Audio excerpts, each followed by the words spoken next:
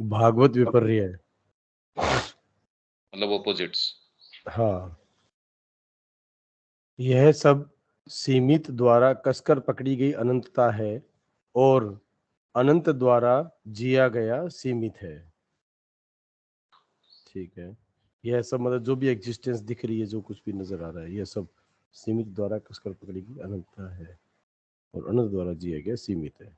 ठीक है, सीमित तो एक क्षण भंगुरता या अनंत में बार बार आना है, इसलिए केवल अनंत ही सर्वथा यथार्थ है। परंतु चूंकि वह यथार्थ सद्वस्तु सदा अपने आप की यह छाया डालती है और चूंकि सीमित के द्वारा ही उसकी यथार्थता बोधगम्य बनती है, अतः हमें अवश्य यह भी मानना होगा कि गोचर जगत अभिव्यक्ति भी कोई कल्पना नहीं है। जगदपि सत्यम न मिथ्या। हाँ, मतलब अपने आप में हम्म, यदि ये सीमित न होता तो वो यथार्थता बोधगम्य कहाँ से होती। हाँ हाँ, हम वो तो जितने अपने भी को। अंग में उसको देख पाते हैं, उसको कॉम्प्रिहेंड कर पाते हैं, टच कर हम्म, पाते हैं, उतनी है उसकी, और बाकी तो अज्ञेय है। उसका हम कुछ हाँ। बात नहीं कर सकते, उसकी क्या बात करें उसकी। हम्म, और विपर्यय भी मानसिक चेतना के अंदर है, अपने आप में कोई विपर्यय नहीं है। ये तो हम्म, मानसिक चेतना में जैसे ही आप खड़े होते हैं तो आपके पीछे हो जाता है, आगे हो जाता है, आपके लेफ्ट हो जाता है, राइट हो जाता है। हम्म, अपने आप में ना कोई लेफ्ट है ना राइट है, वो तो कोई रेफरेंस से है, लेफ्ट राइट आगे पीछे ऊपर नीचे। हम्म, कोई भी आप रेफरेंस की बात करते हो तो एक इंडिविजुअल कॉन्शियसनेस की बात करते हो तो उससे ये सारी चीज डेवलप हो जाती है।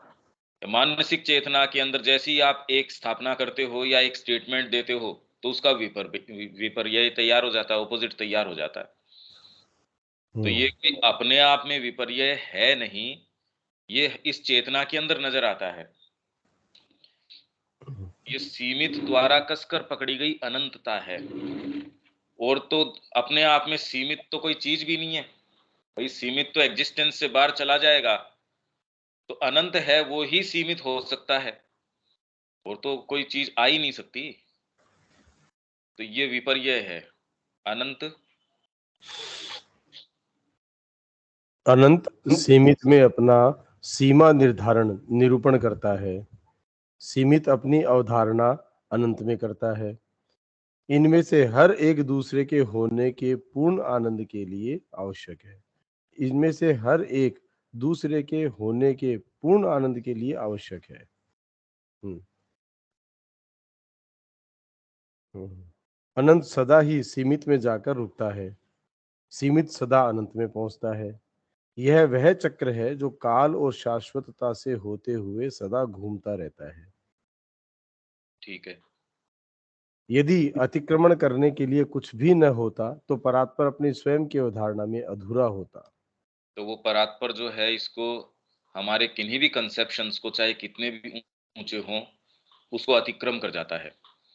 तो हम ये कहें कि वो सीमित है तो वो अनंत है, वो अगर शाश्वत है तो वो कालगत भी है, वो सर्वज्ञ है तो वो महामूर्ख भी है। और इन दोनों कंसेप्शन से भी मतलब वो इलिमिटेबल है या वो अनिर्धार्य है, इस अनिर्धारियता की अवधारणा को भी परे चला जाता है वो। हम उसके बारे में कुछ भी कहें उससे परे भी है और उसके अंदर भी आ जाता है। तो हमारी सारी भी जितनी भी अवधारणाएं हैं, स्टेटमेंट्स हैं, उनको सबको अतिक्रम कर जाता है।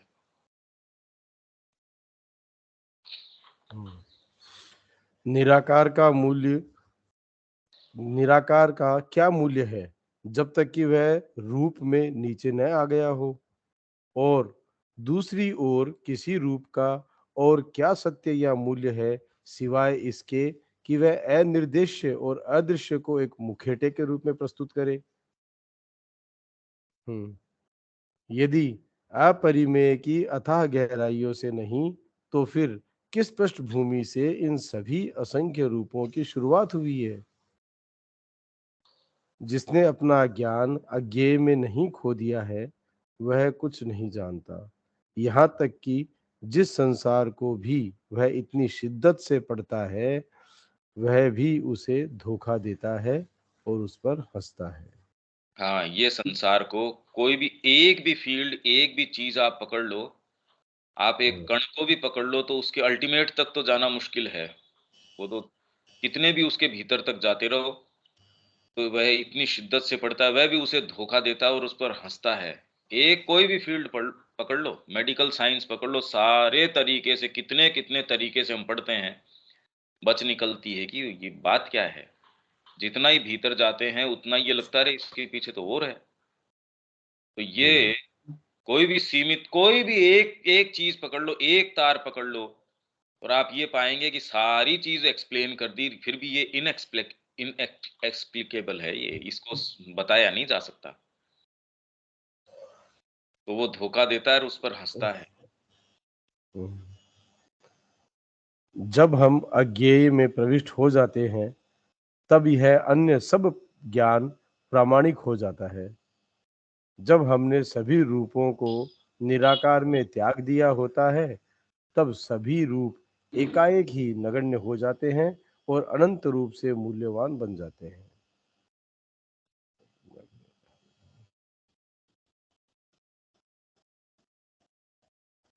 बाकी के लिए यह सभी चीजों के बारे में सच है। जिसका हमने त्याग नहीं किया, उसका कोई मूल्य नहीं है। त्याग मूल्यों का महान प्रकाशक है। क्या मतलब हुआ ये तो इसका? हम्म, कि जब हम अज्ञेय में प्रविष्ट हो जाते हैं, अज्ञात नहीं है ये, हम्म, अज्ञात तो अननोन है, अननोएबल। ये अननोएबल है, हम्म, जिसको जाना नहीं जा सकता।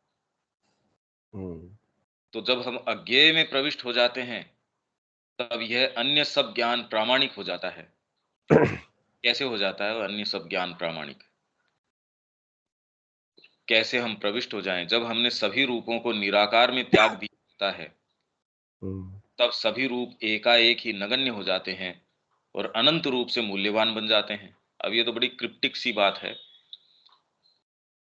कि कैसे,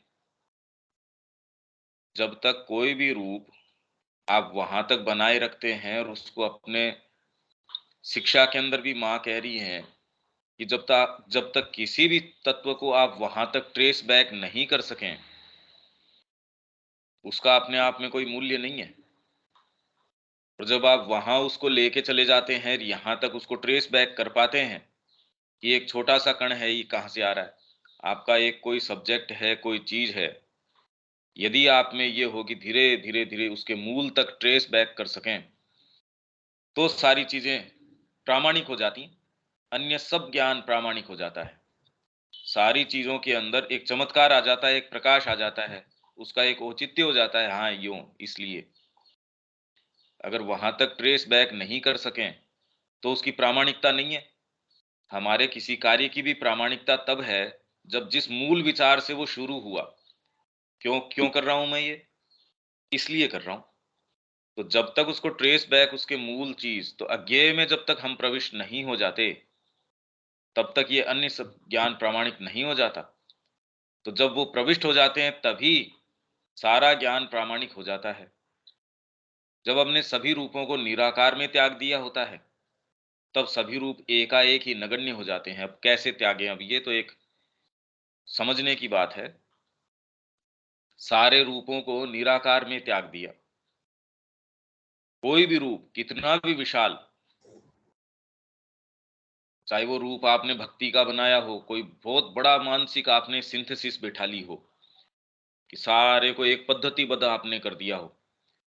भाई श्री अरविंद ये कह रहे हैं कि इस जगत को देखने का मैंने एक एवोल्यूशनरी स्कीम बताई है कि पहले इन्वोल्यूशन हुआ और फिर बाद में इवोल्यूशन हो रहा है।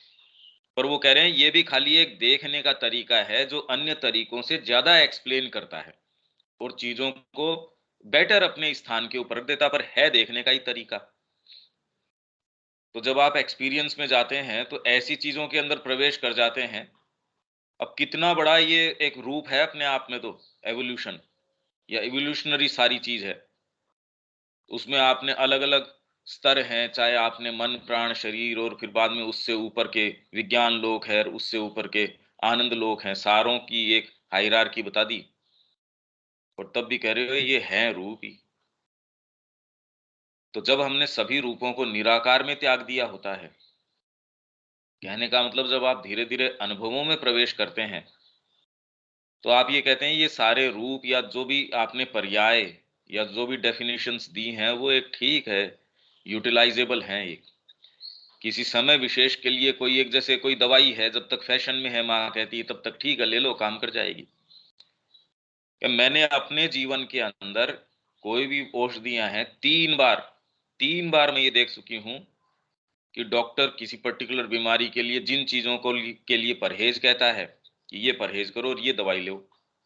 उससे कुछ समय बाद के अंदर उससे जस्ट उल्टा हो जाता है और फिर बाद में परिवर्तन हो जाता है। तो जितने भी रूप हैं ये और फिर भी क्या रूपों का महत्व है या नहीं है? रूप कोई खाली ये पुस्तक है, किताब और चीज़ें हैं, टेबल है, खाली उन्हीं रूपों की नहीं, मानसिक रूप हैं, आपके प्राणिक रूप हैं, भौतिक रूप हैं, कुछ भी रूप हैं, अंतरात्मिक रूप हैं। वो सारे के सारे जब तक वहाँ त्यागनीय नहीं दिए जाते कि आपने खो दिया उनको और खो के पुनः प्राप्त कर लिया, भाई तभी आप नए रूप प्राप्त कर सकते हो। यदि उसी एक रूप विशेष से चाहे कितना भी ऊंचा रूप हो, किसी गुरु ने योग का एक पद्धति कोई निरूपण किया तो वो भी एक रूप है। मूल उसकी जो जो चीज है, वो साक्षात्कार है, वो एक है। और जिन रूपों के अंदर उसने ढाला है, वो चाहे कितने भी व्यापक रूप हैं, जब तक नया कोई प्रवर्तक, नया कोई साधक है, अपने अनुभव में नए रूपों में जब तक उसको नहीं ढाल लेता, कहने का मतलब जो पुराने रूप हैं, उनको निराकार के अंदर त्याग के नव निर्माण उसका नहीं कर लेता, फिर से उसको जी नहीं लेता, तब तक तो सारे रूप कोई महत्व के नहीं है, चाहे कितने भी रूप हैं, और अनंत रूप से मूल्यवान बन जाते हैं। और नए रूप जो वो गढ़ता है, फिर से रीलिव करता है उस एक्सपीरियंस को, तो वो फ्रेश हो जाते हैं नए रूप जितने भी हैं। इसलिए भारतीय संस्कृति में कोई भी जो रूप है, वो रूढ़िगत नहीं हुए, जो गुरु परंपरा से आते रहे, तो एक से जो दूसरा आया उसने पुनः अपने अनुभव में उन सारे रूपों को फिर से सिंथेसाइज कर लिया और फिर से फ्रेश कर लिया, फिर अपनी नई पीढ़ी को हस्तांतरित किया। उस पीढ़ी ने उस आध्यात्मिक अनुभव को, उस साक्षात्कार को पुनः अपने अनुभव में वो ले आया और अपने युग के हिसाब से उसने नए रूपों में ढाल दिया। तत्व वही है। तो इसलिए तो ये फिर बाद में प्रासंगिक रहते हैं। पर यूं अपने आप में कितना भी बड़ा रूप हो, कितनी भी बड़ी सिंथेसिस हो, वो बासी बन जाती है, वो खत्म हो जाती है। तो ये भी रूप हैं। सभी रूपों को निराकार में त्याग दिया होता है, तब सभी रूप एकाएक ही नगण्य हो जाते हैं और अनंत रूप से मूल्यवान बन जाते हैं। क्योंकि आप ये जान जाते हैं बात ये रूप की नहीं है, बात तो वो मूल मूल तत्व है। आप उसको किस तरीके से एक्सप्रेस कर रहे हो। बच्चे को आपको एक मूल विचार है, अब बच्चे के हिसाब से आप अलग अलग तरीके के सेंटेंसेस में, अलग अलग उदाहरणों में, अलग अलग प्रतीकों में उसको एक्सप्रेस करते हो। पर आप उस एक्सप्रेशन के ऊपर ही एकाग्र हो जाओ और मूल आपका जो विचार है उसको खो बैठो, या उसके साथ जो तारतम्य है आपका वो न रहे, तो फिर तो वो तो रूप अपने आप में कोई महत्व नहीं रखता। और वही मूल विचार आपके पास है, दूसरी क्लास में गए बच्चे आराम से और समझ सकते हैं, तो आपने नए रूपों के अंदर देना शुरू कर दिया उसको। बाकी के लिए ये सभी चीजों के बारे में सच है, सारी चीजों के बारे में ये बात ठीक है। जिसका हमने त्याग नहीं किया उसका कोई मूल्य नहीं है। त्याग मूल्यों का महान प्रकाशक है। इनफैक्ट त्याग क्या, ये सैक्रिफाइस है, यज्ञ भी कह सकते हैं, त्याग भी कह सकते हैं इसको। आगे। जैसे नीरवता से सभी शब्द निकलते हैं, वैसे ही सभी रूप अनंत से निकलते हैं।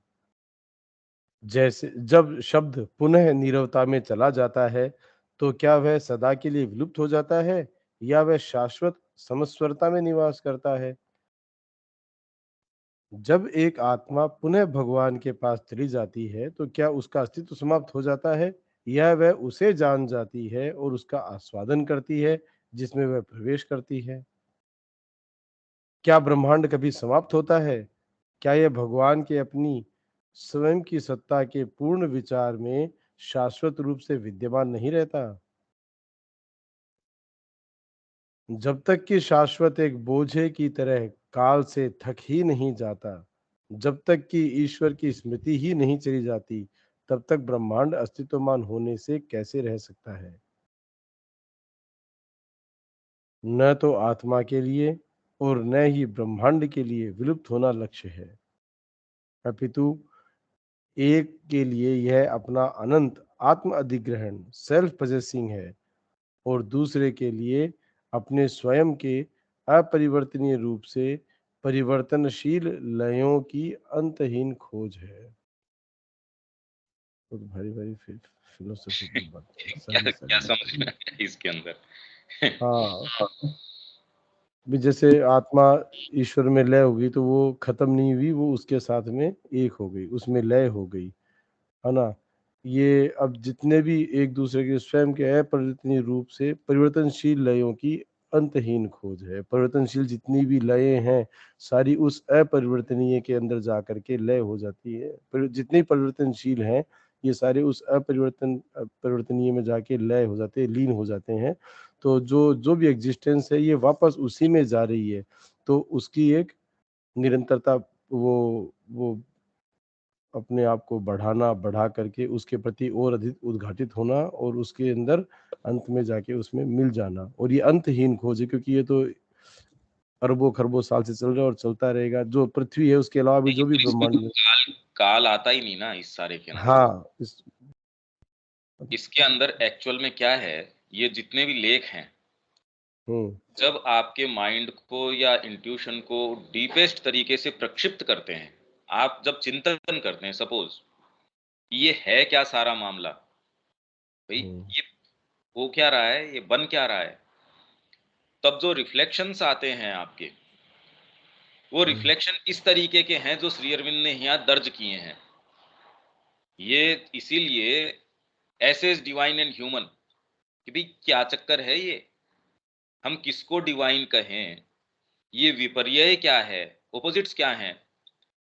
तो जब आप उनके बारे में कंटिन्यूअस चिंतन करते रहते हैं तो इस तरीके के रिफ्लेक्शंस उठ के आते हैं कि भी ये चीज तो नहीं होनी चाहिए, ये वाली बात नहीं होनी चाहिए, ये इसलिए नहीं होनी चाहिए।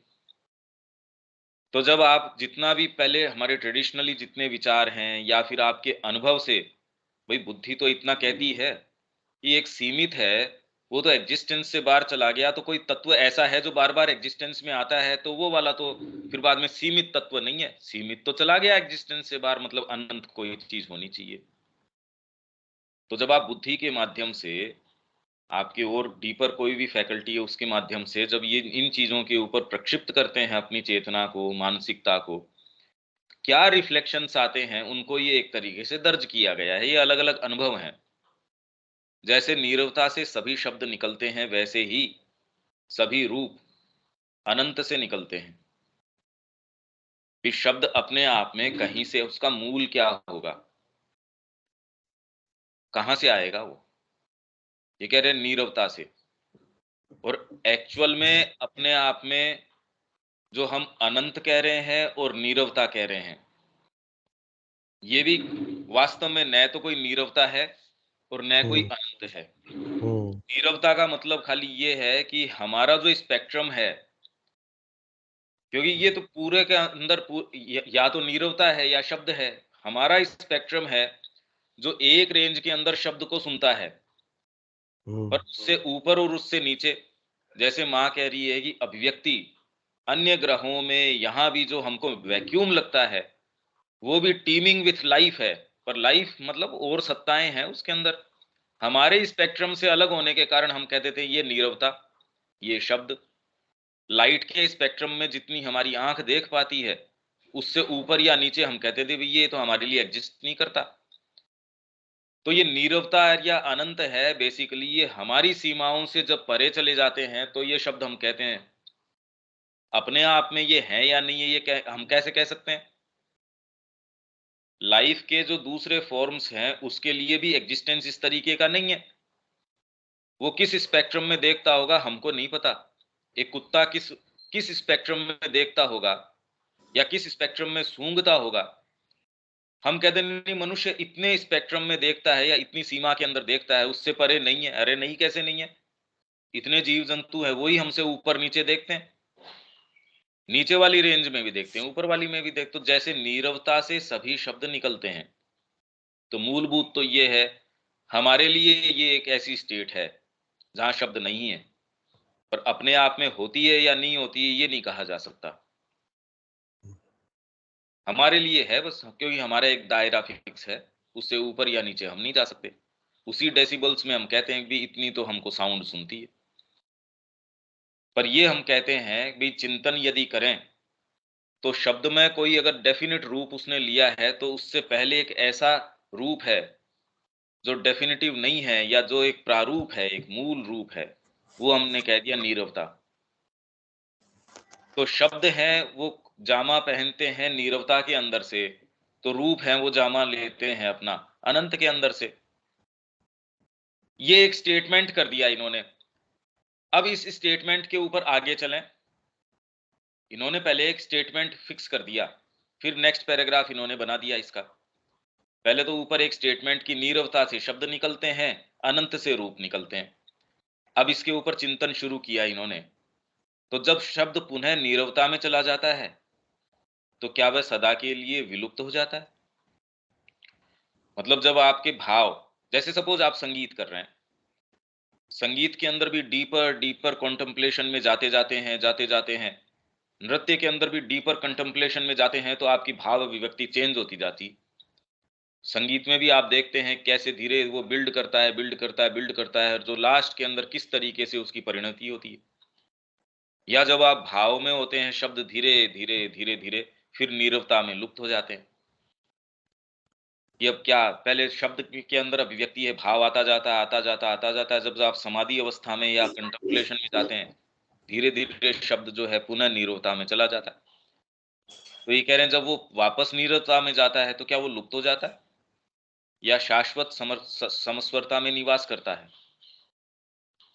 मतलब जो इटर्नल हार्मनी है, क्या उसमें चला जाता है? जाता कहाँ है वो? भाई जैसे समुद्र की एक लहर उठी और वो वापस उसी के अंदर वो निमज्जित हो गई, बैठ गई, तो वो मर गई या क्या हो गई? क्या हुआ उसका? वो उसमें लय हो गया, खत्म हो गया। जब एक आत्मा, अब ये रूप की बात आ गई, भाई कोई भी रूप जो है, जब एक आत्मा पुनः भगवान के पास चली जाती है, अनंत से आई, अनंत के अंदर वापस चली गई, तो क्या उसका अस्तित्व समाप्त हो जाता है, या वह उसे जान जाती है और उसका आस्वादन करती है जिसमें वह प्रवेश करती है? मतलब जिसके अंदर वो प्रवेश कर रही है, इसीलिए रामकृष्ण जी कह रहे हैं भी कुछ का ये है कि मेरे को चीनी बनने में कोई वो नहीं है, मैं परमात्मा बन जाऊं, नहीं, मेरे को नहीं बनना परमात्मा। मैं तो उसका रसास्वादन करना चाहता हूँ चीनी का। चीनी बन के मैं उसका रसास्वादन नहीं कर सकता। अब ये भाव है भाई, आप इसको हार्ड एंड फास्ट, नहीं नहीं ऐसा नहीं है, ऐसा नहीं है। अरे यार ये कोई मानसिक जार्गन थोड़ी है आपका। तो वो एक कहता नहीं मेरे को चीनी बनने में कोई इंटरेस्ट नहीं है, मैं तो भक्त बने रहना चाहता हूँ कि अपने जो प्रेमी हैं उनके साथ मैं इंटरेक्ट कर सकूं, और जितना इंटरेक्ट करता हूँ उसके तत्व को जानता हूँ, उतना मैं उसका आस्वादन करता हूँ।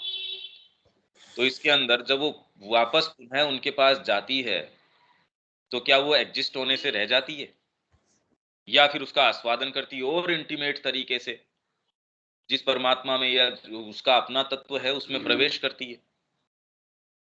भाई जब आप इंडिविजुअल व्यू पॉइंट से देखते हैं कि मेरे रूप में वो आया, मैं जब वापस लय हो गया, तो अब मेरा क्या होता होगा? उसकी बजाय यदि ये देखा जाए कि पूरी एग्जिस्टेंस है, वो वास्तव में भगवान अपनी ही कंटेंट्स हैं, अंतर वस्तुएं हैं, उनको देख रहे हैं, आस्वादन कर रहे हैं, आनंद ले रहे हैं। उस वाले चेतना के रुख के अंदर कैसा होता होगा, और इंडिविजुअल के रुख में कैसा होता होगा? और दोनों ही सही है। अनंत वाला रुख भी ठीक है, और जो सीमित बना उसका भी रुख ठीक है। भाई दोनों अपने अपने तरीके के आनंद ले रहे हैं, और दूसरी चीज है नहीं। क्या ब्रह्मांड कभी समाप्त होता है? मतलब जब एक स्टेटमेंट इन्होंने ऊपर दे दिया, अब उसके बार बार उसके रिफ्लेक्शंस हैं ये।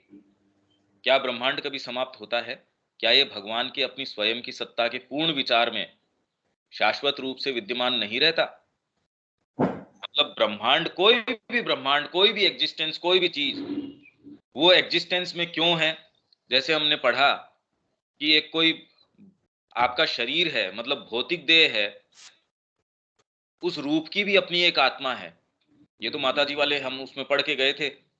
तो इसलिए जो कुछ ऐसे ट्रेडिशंस हैं जो उसको विघटित नहीं कर, मम्मीफाई करते थे उसको, वो ये जानते थे कि इस फॉर्म है, उसकी भी एक अपनी आत्मा है। कहने का मतलब उसका एक अपना मूल आइडिया है जो उसको बनाए रखता है। अन्यथा तो हर क्षण संसार नया क्रिएट हो रहा है, तो वो कौन सी चीज है जो उसको सततता प्रदान करती है? हमारे रूप में कौन सी ऐसी चीज है जो निरंतर रूप से, विज्ञान भी कहता है कि आप में अनंत जो है, जो अणु आ रहे हैं, निकल रहे हैं, जा रहे हैं, वह एक कॉमन सी चीज बनी रहती है। तो कौन सी चीज है? तब श्री अरविंद लाइफ डिवाइन में भी इसका विवेचन कर रहे हैं कि एक मूल विचार है, व्यक्ति के पीछे एक मूल विचार है। एक ब्रह्मांड, कोई भी ब्रह्मांड है, वो एक्सप्रेस कर रहा है किसी विचार को, एक आइडिया है भगवान का। तो भगवान की अपनी स्वयं की सत्ता के पूर्ण विचार में, उनका जो पूर्ण विचार है, क्या ये ब्रह्मांड उसमें शाश्वत रूप से विद्यमान नहीं रहता? आप चले भी जाएंगे, सपोज आपने कोई कविता कही, दर्ज नहीं की गई, पर आपने बोली, तो भी क्या वो लुप्त थोड़ी हो गई? अभी भी आपके दिमाग के अंदर है, आपने उसका रिसाइटेशन कर दिया। सपोज मैं इतनी जो बातें कह रहा हूं, तो वो एग्जिस्ट होने से थोड़ी रह गई, वो तो एक मेरे माइंड का एक्सप्रेशन है, और उससे और ज्यादा पता नहीं अनंत गुना कितना और एक्सप्रेशन है जो लेटेंट रखा होगा। तो ब्रह्मांड यदि एक विचार है उसका जो अभिव्यक्ति में आ गया, तो यदि वो अभिव्यक्ति से वापस अपने मूल में चला जाता है, तो क्या विद्यमान होने से रह जाएगा वो? नहीं। संगीतकार कोई एक संगीत की अभिव्यक्ति करता है, करके उसने बंद कर दी, किसी ने दर्ज नहीं करी, चलो आपकी मेमोरी ने सुन ली, तो आप कहते हैं हाँ चलो हमने सुनी। रिकॉर्डिंग मैकेनिज्म ने रिकॉर्ड कर ली, तो कहते हैं हाँ हाँ ये रही। पर आपने सुनी, किसी ने रिकॉर्ड नहीं करी, मान लीजिए, पर फिर भी क्या वो लुप्त थोड़ी हो गई? होने से थोड़ी रह गई वो तो विद्यमान है, उसका जो स्वरूप है, क्योंकि वो अभिव्यक्ति आपकी साइकोलॉजिकल है, और आपकी साइकोलॉजी के अंदर अभी भी निवास करती है। तो क्या वो ब्रह्मांड यदि वापस उसके अंदर चला जाता है अपने मूल में, तो क्या वो लुप्त हो जाता है, या फिर वो उनके पूर्ण विचार में शाश्वत रूप से विद्यमान रहता है, नहीं रहता है? तो ये कुछ इस तरीके के रिफ्लेक्शंस आ रहे हैं। तो ये मानवीय टर्म्स हैं कुल मिला के, ये सब के सब वास्तव में वो सत्ता क्या है क्या नहीं है, क्योंकि हमारी जब चेतना जागृत होती है, हम मानसिक ये विचार के अंदर आते हैं, तब है। निबंदर के तो इस तरीके के विचार उठते नहीं। और आप स्वयं मनुष्य की भी यदि वो आंतरिक चेतना के अंदर है, तो इस तरीके के प्रपंच नहीं उठते। आप किस तरीके की चेतना में हो उसके लिए, पर ये ठीक है, इसकी वर्तमान में उपयोगिता क्या है कि बौद्धिक रूप से जितना ही हम इसके निकट जा सकते हैं, सुरुचि डेवलप कर सकते हैं, विकास तो कर ही सकते हैं, जब तक कि शाश्वत एक बोझे की तरह काल से थक ही नहीं जाता। और फिर बाद में लुप्त क्यों होएगा भी, ये प्रश्न है। आप परेशान हो सकते हो, इतनी उम्र हो गई, अरे भाई अब तो ये शरीर चल नहीं रहा, आप थक सकते हो, आपको काल जो है वो बोझा लग सकता है। पर शाश्वत को यदि हम ये कहें, वो जब तक कि थक ही नहीं जाता, जब तक कि ईश्वर की स्मृति ही नहीं चली जाती, क्या फिर ये है कि उसकी मेमोरी चली गई, भी मेमोरी लॉस हो गया शाश्वत का, तब तक, क्योंकि ये तो विचार की बात कर रहे हैं ना हम, विचार के रूप में वो विद्यमान रहता है। तो विचार कब जाएगा? जब मेमोरी लॉस होएगी। या है कि आप थक गए भाई, ये अभिव्यक्ति से परमात्मा थक गया। जो बच्चा है, खेलता है उस मिट्टी के घरौंदे से, बाद में कहता है थक गए भाई, इसको मिटाओ चलो। तो या तो शाश्वत इस सारे ब्रह्मांड से, ये जो जितने लट्टू घूम रहे हैं हमारे, इनसे थक जाए, तो कहता है हटाओ यार इस सारे को, इस सारी अभिव्यक्ति को हटाओ। और या फिर ये है कि उसकी स्मृति चली गई, तो ऑटोमेटिकली वो लुप्त हो जाए। तो यदि जब तक ये चीजें न हो, तब तक ब्रह्मांड अस्तित्वमान होने से कैसे रह सकता है? मतलब वो अस्तित्वमान रहेगा। आप थक सकते हो, वो थोड़ी आके थक गया इसके अंदर, और न उसकी मेमोरी लॉस हुई। न तो आत्मा के लिए और न ही ब्रह्मांड के लिए विलुप्त होना लक्ष्य है। अब इस फिर बाद में इस प्रश्न से वो इस निष्कर्ष के ऊपर आ रहे हैं। मतलब उन्होंने एक हाइपोथेटिकल एक स्टेटमेंट फिक्स किया, उसके ऊपर रिफ्लेक्ट करना शुरू किया, उसके ऊपर फिर बाद में कही कि क्या ये है? नहीं। इसको फिर बाद में एलिमिनेट कर दिया इस संभावना को। हम ट्रायल है, एलिमिनेशन है, प्रोसेस ऑफ एलिमिनेशन से हम बिल्ड करते हैं किसी भी तर्क को। वैसे ही अब ये एक निष्कर्षात्मक जो है अभिकथन के ऊपर आ रहे हैं। न तो आत्मा के लिए और न ही ब्रह्मांड के लिए विलुप्त होना लक्ष्य है। ट्रेडिशनली यही मोक्ष, लय, अरे आपके लिए तो भाग निकलना। इसीलिए श्री अरविंद ने कहा भी मेरे को ये रहस्य नहीं समझ में आ रहा था कि जिस तरीके की ये यहाँ जगत के अंदर अभिव्यक्ति है, इसमें यदि यही प्रपंच चलता रहे तो जो आज तक ये इसका तरीका कि कैसे भी लिबरेशन निकल भागो यहाँ से किसी भी तरीके से, यही बात वास्तव में ठीक महसूस होती है। तब विवेकानंद जी की प्रेजेंस है वो कई दिन तक आई और उन्होंने उनको कॉन्शियस असेंशन की ऊपर चढ़ो कॉन्शियसली। सुप्रामेंटल का उन्होंने नाम कॉइन नहीं किया था, टर्म कॉइन नहीं करी थी, तो श्री अरविंद ने उसको कॉइन किया है सुप्रामेंटल। पर ये जो रहस्य है कॉन्शियस असेंशन का, ये जेल के अंदर उनकी प्रेजेंस आई और कई दिन तक लगातार धीरे धीरे उनको इस चीज का रहस्य बताया। तो न तो आत्मा के लिए न ही ब्रह्मांड के लिए। आत्मा मतलब आपकी इंडिविजुअल सत्ता, और ये वैश्विक जितना भी अभिव्यक्ति है उसके लिए विलुप्त होना लक्ष्य नहीं है। तो क्या कर रहे हैं ये? अपितु एक के लिए मतलब आत्मा के लिए उसका लक्ष्य क्या है? अनंत आत्म अधिग्रहण, सेल्फ पजेसिंग।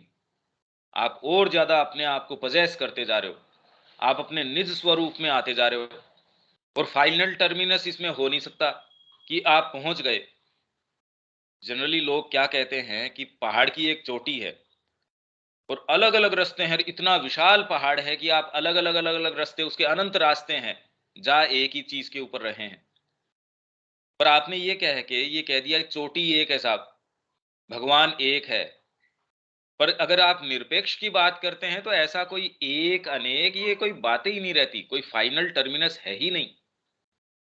इसलिए मां कह रही है अनंत काल तक भी हम इस तरीके से चलते रहें तो भी इसका कोई ये नहीं है।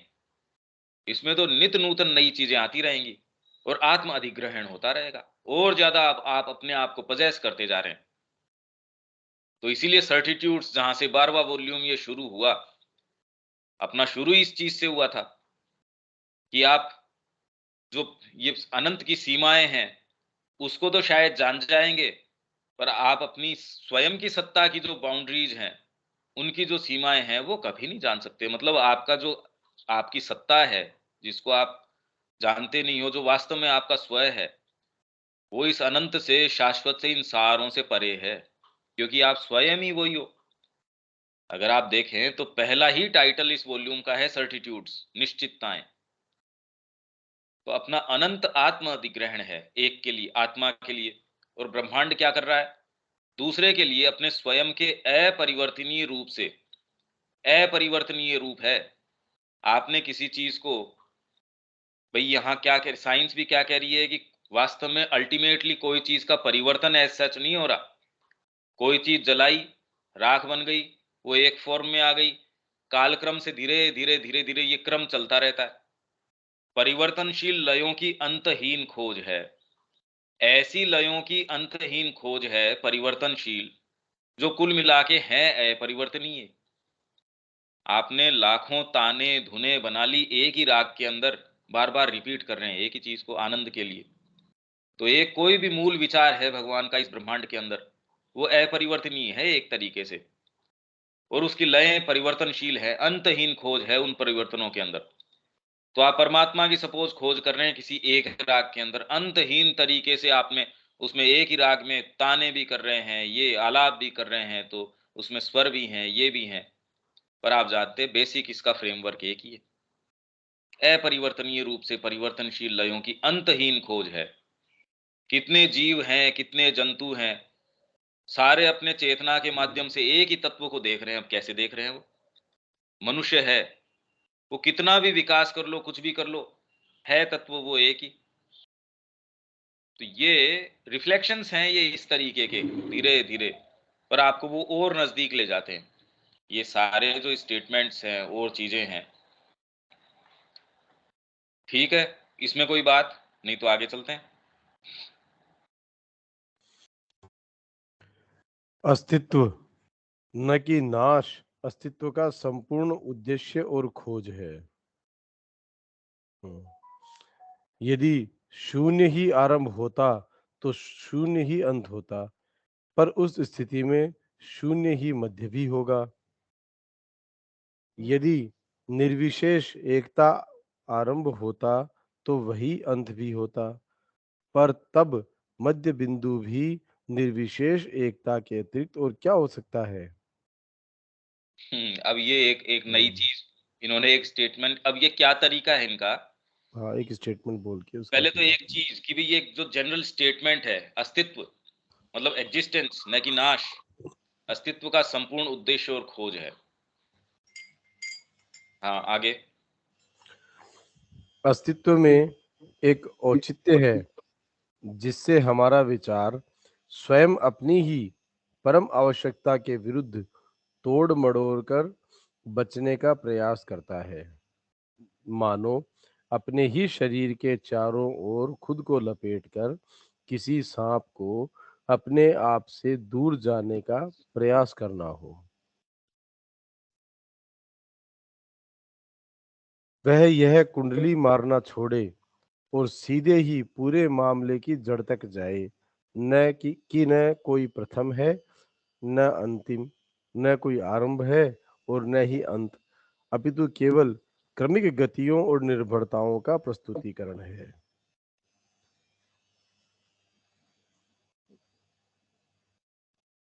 क्रमिक गति और निर्भरता तो दृष्टि के नियम है। उन्हें उस चीज का सच्चा मानदंड नहीं बनाया जा सकता जिसे वे प्रस्तुत करते हैं। बिल्कुल ठीक, इसलिए क्योंकि ईश्वर एक है, अपरिभाष्य और रूपातीत है, इसलिए वह अनंत परिभाषा और गुण में समर्थ है, असंख्य रूपों में अनुभव प्राप्ति और अंतहीन आत्मगुणन के आनंद में सक्षम है। ये दोनों चीजें साथ साथ चलती हैं और इन्हें वास्तव में विभाजित नहीं किया जा सकता। हाँ, ठीक है। ये वैसी ही बातें हैं, मतलब कि जब हम इसके बारे में गहन रूप से चिंतन करते हैं, तो ये सारी चीज़ें निकल के आती हैं। और ये ऐसा भी नहीं है कि ये ऐसी चीज़ें नहीं हैं, ये मूलभूत सत्य हैं सारे ही भाव मूलभूत सत्य हैं ये, और इससे परे भी ठीक है। ये अब आ गया भागवत मुहूर्त।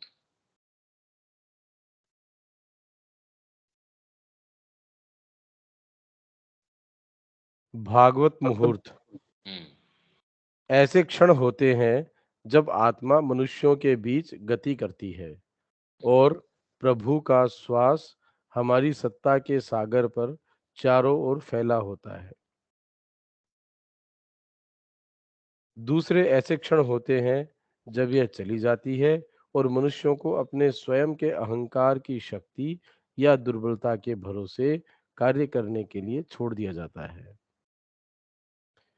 इनमें पहले वाले ऐसे समय होते हैं जब थोड़ा सा प्रयास भी महान परिणाम उत्पन्न करता है और नियति को बदल देता है। दूसरे वाले समय के ऐसे अंतराल होते हैं जब थोड़ा सा परिणाम उत्पन्न करने में बहुत अधिक श्रम जाता है। यह सच है कि बाद वाला काल पहले वाले को तैयार कर सकता है।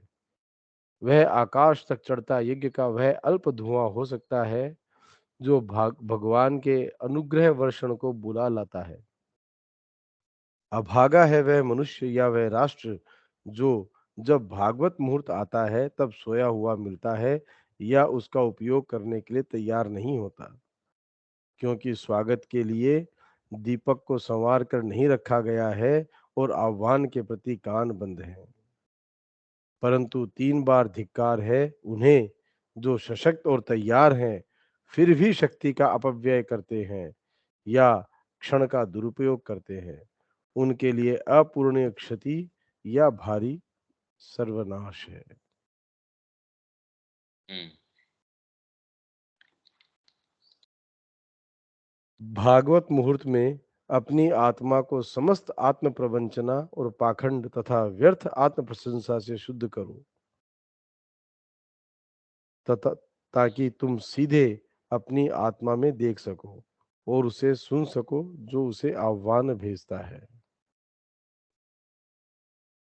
प्रकृति की सारी कपटता जो कभी स्वामी की दृष्टि और आदर्श के प्रकाश के विरुद्ध तुम्हारी रक्षा करती थी, अब तुम्हारे कवच में दरार बन जाती है और आघात को आमंत्रित करती है। यदि तुम इस क्षण जीत भी जाते हो, तो भी यह तुम्हारे लिए और भी बुरा है, क्योंकि आघात बाद में आएगा और तुम्हें अपनी विजय के बीच में पटकी दे देगा। परंतु शुद्ध होकर समस्त भय को झाड़ फेंको, क्योंकि वह घड़ी बहुधा भयानक होती है। एक ज्वाला और बवंडर और आंधी होती है। ईश्वर के प्रकोप के मदिरा कोल्हू को चलाना है, पर जो उसमें अपने उद्देश्य की सच्चाई पर खड़ा हो सकता है, वही उस घड़ी में खड़ा रहेगा। भले वह गिर भी जाए, तो भी वह पुनः उठ खड़ा होगा। भले वह पवन के पंखों पर चले जाना प्रतीत हो, तो भी वह फिर लौट आएगा। न ही सांसारिक समझदारी को अपने कान के अधिक निकट फुसफुसाने दो, क्योंकि यह अप्रत्याशित, अकल्पनीय अथाह का मूर्त है। अपने क्षुद्र यंत्रों से उस श्वास की शक्ति का मुकाबला न करो, अपितु भरोसा करो और आगे बढ़ो। पर सबसे बढ़कर अपनी आत्मा को भले थोड़ी ही देर के लिए अहंकार के कोलाहल से मुक्त रखो। तब रात्रि में एक ज्वाला तेरे आगे आगे चलेगी और तूफान तेरा सहायक होगा और तेरा ध्वज उस महानता की सबसे ऊंची चोटी पर लहराएगा जिसे जीतना था। अब इसका शुरू से पहली लाइन से विवेचन शुरू करो। लास्ट लाइन का विवेचन तो हो जाता है कि न ही सांसारिक समझदारी को अपने कान के अधिक ये ऐसा तो नहीं बहुत करेगा इम्पोर्टेंट है। हाँ, ऐसा नहीं तो ऐसा हो जाएगा तो ये किसमें लग प्रूडेंस रहा है, है। ये तो फुसफुसाना क्या है, ये तो भीतर तक अपन हम्म। दूसरों के कानों में फुसफुसाते हैं। नहीं, डीजे अपन चल रहा है, डीजे डीजे चल रहा ये है 1 लाख वाट का, ये फुसफुसाता ही नहीं। अपन दूसरों के कान के अंदर फुसफुसाते हैं ये बात। हाँ।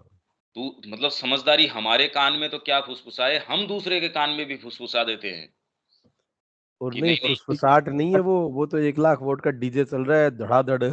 ठीक बात है। पर मैं ये कह रहा हूँ कि हम धीरे से ये कह रहे अरे इतना इसमें बावड़ा होने की ज़रूरत नहीं है, माताजी को सारी चीज़ हम्म। देने की ज़रूरत नहीं है। आपके जो गीले दिन होंगे उसके लिए सूखी लकड़ियाँ कुछ बचाए रखो। हम्म। थोड़ी-सी ऐसा भी करो, थोड़ा-सा ऐसा भी करो। मतलब ये सामान्य व्यक्ति की तो बात छोड़िए, जिसने साधना अपना ली, हम्म। वो बेचारा परेशान है इन चीज़ों से। क्योंकि वर्ल्डली प्रूडेंस तो उसी के कान में फुसफुसाएगी, दूसरे वाले के तो फुसफुसाने का लेन-देन ही क्या है, वो तो कर ही वही काम रहा है। हाँ। भई उसके तो फुसफुसाहट की बात ही नहीं है ना। हम्म। वो तो उसमें तैर रहा है फर्स्ट क्लास और वो तो कोशिश कर रहा है कि मैं इसके अंदर खूब आगे निकल जाऊँ और यही काम करूँ। तो उसके तो हम्म। फुसफुसाहट की बात नहीं है, फुसफुसाहट तो उसके है, जो ये कह रहा है नहीं मैं वर्ल्डली प्रूडेंस की बात नहीं कर रहा। पर इसमें हम्म। अब पहली लाइन से आ जाओ अपने, इसका मतलब क्या है? और ये भागवत मुहूर्त, आवर ऑफ गॉड, और हमारे लिए इसकी क्या प्रासंगिकता है?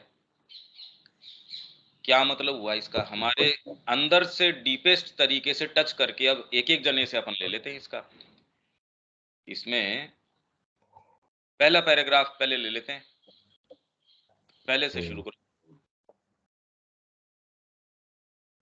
दो तरह के टाइम इसमें बताए हैं। एक ऐसे क्षण होते हैं जब आत्मा मनुष्य के बीच गति करती है और प्रभु का श्वास हमारी सत्ता के सागर के चारों तरफ फैला होता है। हमको ऐसा लगता है कि हम कंटिन्यूअस प्रभु हमें थामे हुए हैं। हम हमारी जो हाईएस्ट कॉन्शियसनेस है उसके साथ अटैच होना और उस अटैचमेंट के बाद में उस काम को करने में बहुत सहजता महसूस करते हैं। उस काम को करने में अपने को ज़ोर नहीं आता है। दूसरे क्षण ऐसे होते हैं जब यह चली जाती है और मनुष्य को जैसे एक बहुत बड़ा मैरी गो राउंड है, अपन उसमें देखते हैं कि ऐसा टाइम आता है जब बहुत बड़ा अपन उसके समिट पे चढ़ रहे हैं या अपन को असेंशन है और अपना चल रहा है। फिर एक टाइम आता है, लगता है कि अपन उसके एक लोएस्ट पायदान पे आगे से फिसलते जा रहे हैं, अपने हाथ से जो जो काम अपन बहुत ईज़िली, बहुत अपने आप को बनाए रखना, उस लेवल पे बनाए रखना ईज़िली फ़ील होता था, वो बाद में एक ऐसा समय आता है जब वो हम उसके लिए अपनी शक्ति या दुर्बलता के अहंकार, स्वयं के अहंकार की शक्ति या दुर्बलता के भरोसे कार्य करने के लिए छोड़ जाता है, कि भी तू तेरे सेल्फ इंडिविजुअल लेवल की जो तेरी शक्ति या दुर्बलता जो भी है, उसके लिए अपनी एस्पिरेशन को बनाए रखो, अपने आप को कैसे करना है उस पे छोड़ो। तो ये दो तरह के टाइम हो गए। इसमें इनमें पहले वाले ऐसे समय होते हैं जब थोड़ा-सा प्रयास भी महान परिणाम उत्पन्न करता है। ज़रा-सी प्रयास और महान परिणाम उत्पन्न करता है, नियति को बदल देता है। दूसरे वाला समय के ऐसे अंतराल होते हैं जब नहीं, क्या थोड़ा-सा परिणाम। कभी महसूस हुआ है क्या ऐसा? हाँ, पहले वाले समय ऐसे होते हैं जब थोड़ा-सा प्रयास भी महान परिणाम उत्पन्न जी। करता है। हाँ, ये और इसमें नीति को काफ़ी बदल देता है। कैसे? ये महान परिणाम उत्पन्न करता है कि अपन अपनी चेतना के अंदर हाईएस्ट फ़ील होता है, अपनी एस्पिरेशन हाईएस्ट चलती है और वो उस चीज़ को आगे लेके जाती है और एक कोई उद्घाटन होता है, एक रिवलेशन होता है, कुछ पर चीज़ें क्या समझ ये में आती इससे है। कन्फ्यूज़ हम नहीं कर सकते कि अपनी ही अहंकार की शक्ति, क्योंकि व्यक्ति को हाँ, लगता है, भई ये बीच का जो डिफ़रेंस है इनका, ये बड़ा मुश्किल है। व्यक्ति को ये लगता है हाँ, मुश्किल मैं है साधना लेकिन कर रहा हूँ, भई मैं ये मुश साधना कर रहा हूँ और मैं चेतना की एक स्थिति के अंदर हूँ। तो वो तो हो ही गया, ये तो कह रहे हैं ना, मनुष्य को हुँ, अपने स्वयं के अहंकार की शक्ति या हुँ, दुर्बलता, हुँ, शक्ति आपके अंदर भी सामर्थ्य है, अपने अंदर हुँ, चेतना का ये प्रकाश है और अपन इसको जिस ओर डायरेक्ट करेंगे, उधर परिणाम आएगा। वहीं आप अपने आप को एक ऐसी डाउन ट्रोडन स्थिति के अंदर पाते हो जैसे अर्जुन ने अपने आप को पाया। हुँ, वो तो कोई चेतना की बहुत पराकाष्ठा के ऊपर तो था नहीं जब वो युद्ध के अंदर था। जब शुरुआत उसने करी, तो उसने कहाँ पाया अपने आप को? तो वो अपनी अहंकार की शक्ति या दुर्बलता के भरोसे कार्य करने के लिए छोड़ दिया जाता है। मतलब ये कोई ज़रूरी नहीं है कि हमको अपनी चेतना में इस तरीके से रजिस्टर हो। और हम जिसको ये कह रहे हैं, ऐसे क्षण हैं जब आत्मा उसके बीच विचरण करती है। हुँ, आप उसको महसूस करें न करें, भी माँ के सानिध्य में है। एक पोर्टल इस तरीके का आपके सामने खुला, एक निर्णय आपका जीवन के दिशा को, दशा को, सारे को कैसे बदल देता है। एक हुँ, पाँव उठाना, वही एक लेडी के लिए एक घर से दूसरे के अंदर पदार्पण करना, कैसे उसके सारे मैकेनिज़्म को आप अपने जीवन की घटनाओं को यदि पीछे देखते हैं, एक निर्णय भी सारी कितना बदल देता है ना, और वो चीज़ कभी रिपीट नहीं होती। तो ये एक कदम उठाया हुआ, पर उस जिस समय आपने उठाया था, उस समय वैसा नहीं महसूस होता था।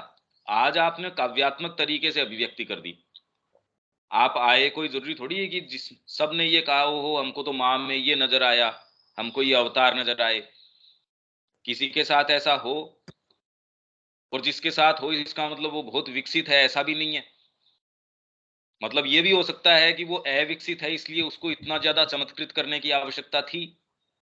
आपको चमत्कृत करने की आवश्यकता नहीं है, आपका बैकग्राउंड तैयार है। तो आपको उस तरीके से ये चीज़ आपके सामने आए, ये भी ज़रूरी नहीं है। और आपको जब लगता हो मैं चेतना की बड़ी अच्छी अवस्था में हूँ, क्योंकि वो आपको महसूस नहीं होता एक तो। तो यदि ये महसूस हो रहा है, तो हो सकता है वो अहंकार की शक्ति के भरोसे आपको कि मेरी तो, जैसे आश्रम के अंदर वो थे और उसको एक को कहा नहीं, नहीं ये नहीं चलेगा। और तू बाहर जाके बस गुरु दक्षिणा यही है कि हम हमारा नाम मत लेना तू। और जबकि जो ट्रेडिशनल स्पिरिचुअलिटी उसके अंदर जबरदस्त, उसके अंदर तो ध्यान लगना और लगना, उसके परिणाम उत्पन्न करना। तो ये प्रयास, कौन सा प्रयास, छोटा सा प्रयास भी है, महान परिणाम उत्पन्न करता है और नियति को बदल देता है। कौन सी नियति को कैसे बदल देता है? क्या इसका कोई हम कोई भी एक कॉन्क्रीट कुछ कह सकते हैं क्या कि नियति सारी ही बदल दी इसने? भाई यूं तो व्यक्ति कहता है मैंने मेरे व्यापार का एक ढांचा ये चेंज किया, इसकी बजाय मैंने ये दुकान कर ली। हाँ, इससे जीवन में भी आराम आ गया, इससे परिवार भी अब ठीक हो गया, अब शांति से पढ़ने का भी मेरे को टाइम मिल गया। मेरा जो जितना भी पहले समस्या थी वो सारी की सारी अब वैसे मैं परेशान नहीं हूँ, साइकोलॉजिकली भी मैं कम्फर्ट में आ गया। तो क्या ये भागवत मुहूर्त ऐसा करेगा? तो ये किस चीज़ की बात कर रहा है ये? मतलब क्या है ये? कैसे समझ सकते हैं? क्या हो सकता है ये?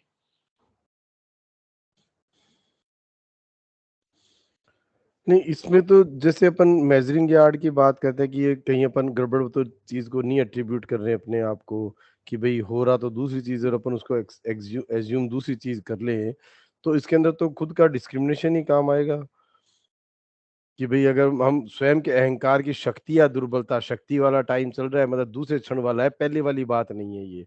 तो उसका तो एक मेजरिंग यार्ड है कि हमें जो अपनी चेतना में और जो भगवान का सानिध्य प्राप्त होने में जो आनंद की अनुभूति है या कोई चीज़ है, इनिशियली तो वही काम में आएगी और हो सकता है वो गलत खुद को गलत लग रहा हो तो रेक्टिफाई हो जाएगा अगर वो गलत है भी तो। अगर वो सिंसियरिटी से मीन्स लाइक अभी मैं सपोज़ एक बिज़नेस में हूँ और मेरे साथ में सर्टेन लोग मेरे साथ में हैं, तो एक शिफ्ट ऑफ कॉन्शियसनेस है ही, एक चेंज है ही कि उनका ऑब्जेक्ट और मेरे ऑब्जेक्ट में फ़र्क है, उनके जो डेली रूटीन और बात और उनका जो अल्टीमेट गोल है उसमें डिफरेंस है, तो इसलिए वो हुँ, चीज़ समझ में आती है कि ये अलग है। हुँ। हाँ, पर इसलिए अपने ऊपर परिणाम भी ज़्यादा हैं, इसके कॉन्सिक्वेंस ज़्यादा हैं। हाँ, कॉन्सिक्वेंसेस ज़्यादा हैं, नेगेटिव भी है अगर मान लो उसके बाद में अगर मतलब अपन इसके फिर जो गलत करते बाद हैं वाला तो जो ये वो होता है। जो थ्राइस वोर टू देम वाली बात आ जाती है, हाँ, हाँ, हाँ, एकदम, उनके एकदम ऊपर ट्रू वो चीज़ पर्सन। लागू नहीं होती। यस, एकदम लागू होता है। इसीलिए चारों वर्णों के ऊपर उन्होंने वो खड़े थे, युधिष्ठिर से कहा आप इसका निर्णय करो, दुर्योधन से कहा हाँ, आप निर्णय करो, उसने कहा ये चारों ने एक ही जो है अपराध किया है, चारों को एक ही हाँ, तरीके से उसने कहा ना, ना ऐसे नहीं हो न सकता।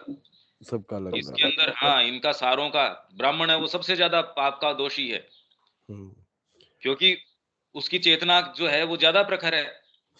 तो यदि आपके अंदर ये आविर्भाव हो गया और फिर भी आप उसके अंदर वो तो हम बाद में आएँगे। इस पैराग्राफ को हम पहले तो जितना भी इसका खंडन कर सकते हैं, भई मैं बार-बार खंडन इसलिए कर रहा हूँ कि इससे बार-बार इससे हमको और थोड़ा पीछे देखने को मिलता है, नहीं तो हम सेंटेंस को पढ़ते ही हाँ, हाँ, बिल्कुल ठीक है, ओह! तो नहीं।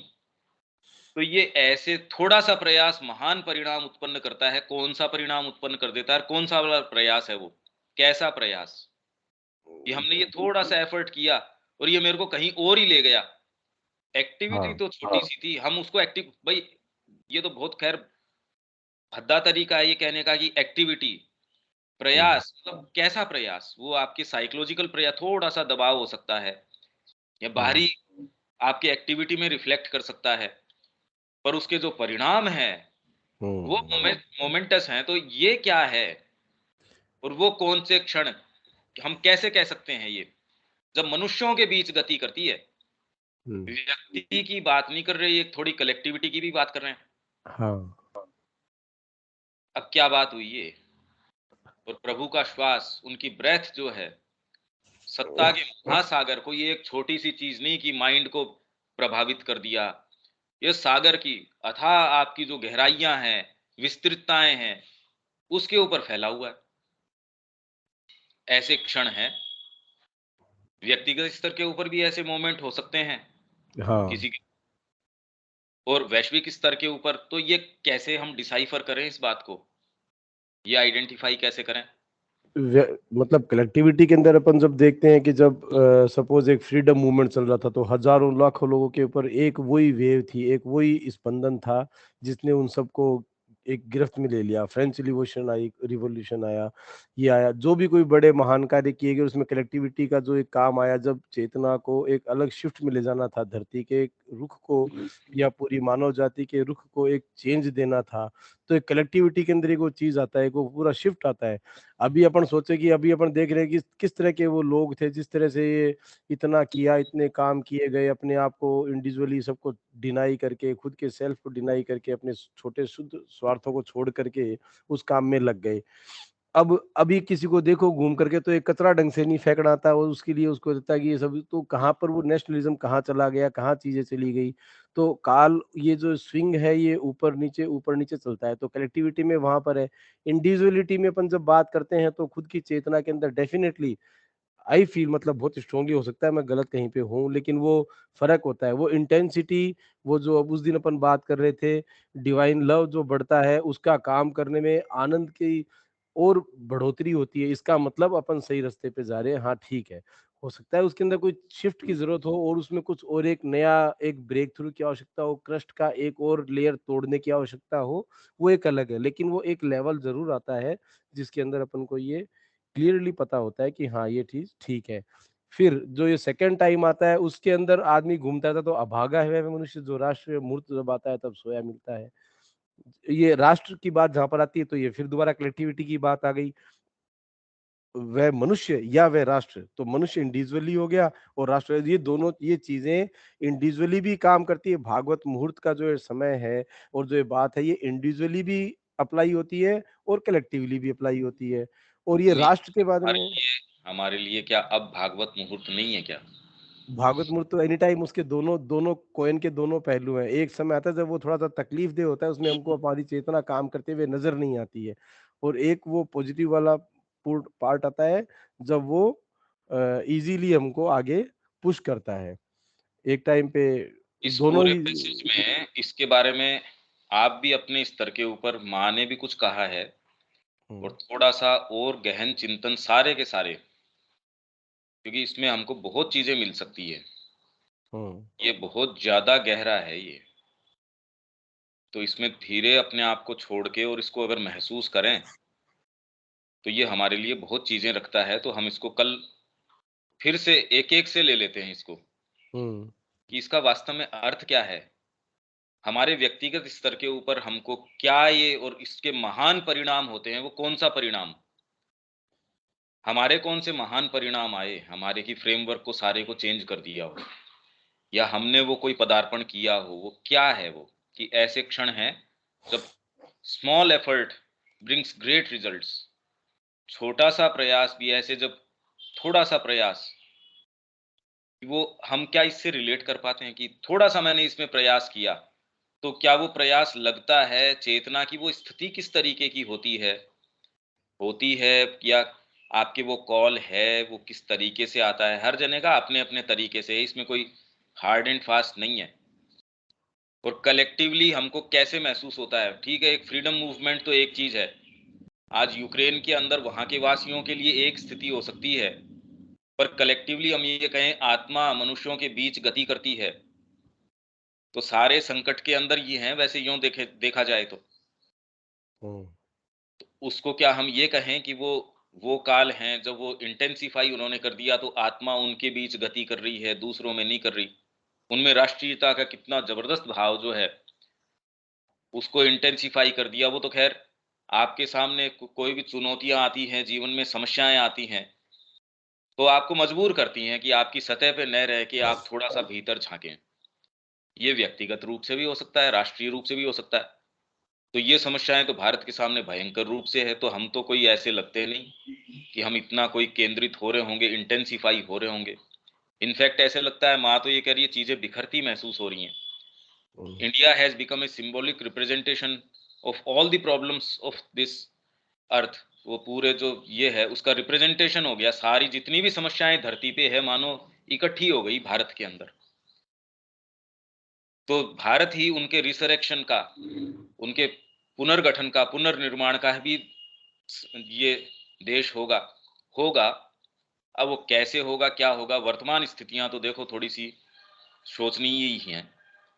आशा करना एक चीज है, पर हम कहाँ हैं, क्या नहीं है, और इससे हम कुछ निकाल पाएंगे नहीं निकाल पाएंगे ये भी नहीं है, पर हाँ ये मंथन करेंगे उस समय एटलीस्ट कम से कम हम इसके अंदर भीतर थोड़ा प्रवेश कर पाएंगे। तो ये हम कल इसको फिर से पकड़ लेते हैं और सारों ठीक है। से सबसे अपनी अपनी बात की, आपके जीवन में ऐसा कि थोड़ा आपने प्रयास किया, या कोई ये व्यक्ति आपके पास जैसे अवतार का समय आता है, माँ के पास है, आपको तो बस ओपन रखना है, साधना की इतनी कोई आपको माथापच्ची नहीं करनी। तो थोड़ा-सा प्रयास है, वो भी आपके लिए ऐसे परिणाम उत्पन्न कर देता है, इसीलिए अवतार का आगमन होता है। तो वो काल और भागवत मुहूर्त किस वाले को क्या कहें, ये कल हम फिर लेते हैं, ठीक है? ठीक है। जय श्री राम। जय श्री राम। जय श्री राम।